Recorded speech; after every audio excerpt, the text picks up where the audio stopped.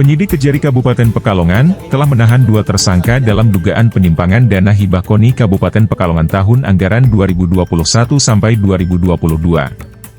Keduanya yaitu Sekretaris KONI berinisial TS dan Bendahara KONI berinisial B. Keduanya ditetapkan sebagai tersangka pada Selasa 20 Februari 2024 dan ditahan di Rutan Pekalongan selama 20 hari. Dari perhitungan ahli, perkiraan kerugian negara dalam dugaan penyimpangan dana hibah KONI tahun 2021 sampai 2022 adalah Rp535 juta. Dengan ditetapkannya 2 tersangka itu, Kejaksaan menyatakan bukan berarti kasusnya telah selesai. Tidak menutup kemungkinan masih akan ada tersangka lainnya. Terkait dengan pertanyaan teman-teman mengenai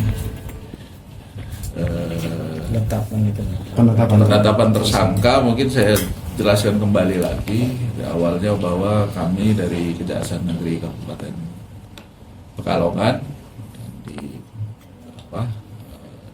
ditugaskan telah melakukan penyidikan terhadap dugaan pelanggaran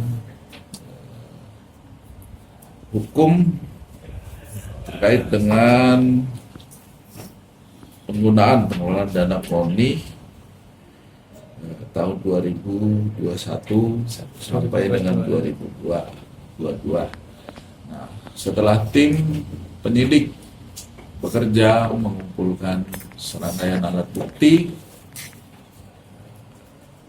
akhirnya kami tim penyidik pada Kejaksaan Negeri Kabupaten Pekalongan menetapkan 2 orang tersangka yang berinisial TS selaku Sekretaris KONI Kabupaten Pekalongan dan 1 orang tersangka lagi berinisial B selaku Bendahara KONI Kabupaten Pekalongan dalam dugaan penyimpangan penyaluran dana hibah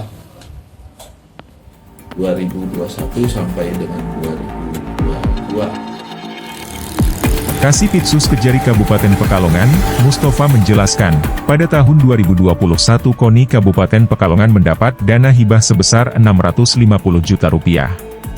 Kemudian tahun 2022, KONI mendapatkan dana hibah sebesar Rp3,2 miliar. Dugaan penyimpangan yang dilakukan berupa pembelian fiktif dan dana yang tidak bisa dipertanggungjawabkan.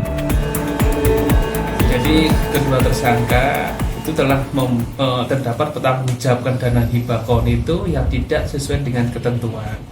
Jadi peran modusnya mereka berdua ini, di mana sekretaris ini si TS selaku sekretaris ini dia telah menyiapkan stempel-stempel toko-toko yang palsu, sedangkan si B ini selaku bendahara dia sudah menyiapkan nota. Jadi pembuatan LPG itu dalam waktu 1 hari itu sudah dibuat selesai. Nah, setelah kita konfirmasi ke pihak toko-toko, ternyata tidak ada pembelian di toko-toko tersebut. Kalau estimasi kerugian sekitar? Estimasi kerugian kurang lebih sekitar 535 juta. 535 juta. Ada kemungkinan penambahan tersangka lainnya? Nah, ini lagi kita dalami terkaitan dengan pihak-pihak lain yang bertanggung jawab terkait dengan penggunaan dana hibah KONI. Itu barang-barang apa yang dibeli? Yang ada nota itu barang-barang apa? Banyak. Jadi terkait dengan kayak misalnya ada sarung tinju, ada sarung olahraga ya? Olahraga. Ternyata tidak dibeli di tempat itu, tidak tahu. Tapi LPG-nya ada. Setelah kita konfirmasi baik di pihak toko maupun di pihak yang bersangkutan membuat LPG, memang dia membuat LPG itu disesuaikan dengan RAB yang sebelumnya dibuat. Disinggung apakah akan ada tersangka lainnya, ia menyatakan penyidik masih terus melakukan pendalaman keterkaitan dengan pihak-pihak lain yang bertanggung jawab terhadap dana hibah ini.